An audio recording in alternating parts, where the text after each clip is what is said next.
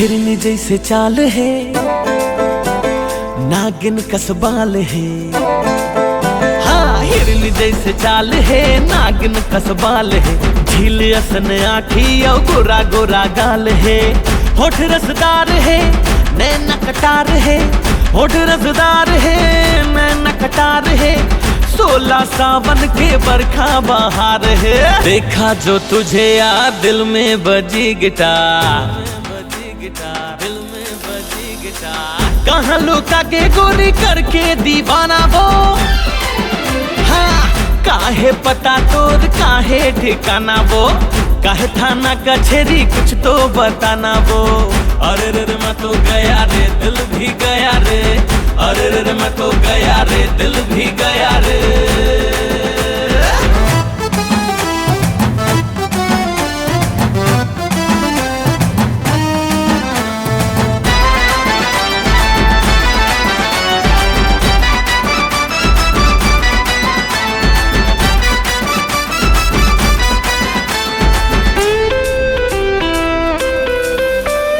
गोरी नारी छैल छबीली, लागे वो मोला तै अप्सरा। जब ले तोला देखियो गोरी, हो गे हवा रे मैं तो फिदा। अरे गोरी नारी छैल छबीली लागे अप्सरा। जब ले तोला देखियो गोरी, हो गयो मैं फिदा। हे मृग नैनी चंद्रमुखी गजगामिनी, पतरेंगे सब रेंगे लागे हंसने। कहूँ तो मिल जा गोरी अब झन सताना वो। काहे पता तोर काहे ठिकाना वो। काहे थाना कचहरी कुछ तो बताना वो। अरे रे मैं तो गया रे, दिल भी गया रे। अरे रे मैं तो गया रे, दिल भी गया रे।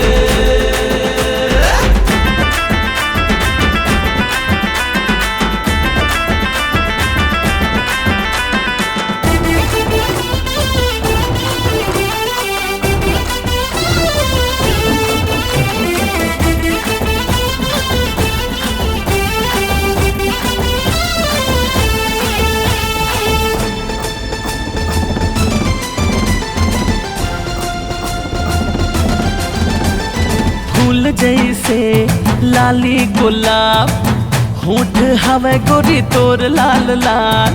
पाके पाके बंगाला सन, हवे तोर गोरिया चिकन चिकन गाल। अरे फूल जस गुलाब के होठ लाल लाल है। पाके बंगाला सही चिकन चिकन गाल है। फुलवा कस चेहरा है तोर सजनी, कोयली कस बोली जस लागे रागिनी। काहे राज तोर पर्दा हटाना वो। अरे काहे पता तोर काहे ठिकाना वो। काहे थाना कचहरी कुछ तो बताना वो। अरे रे मैं तो गया रे, दिल भी गया रे। अरे रे मैं तो गया रे, दिल भी गया रे। अरे रे मैं तो गया रे, दिल भी गया रे।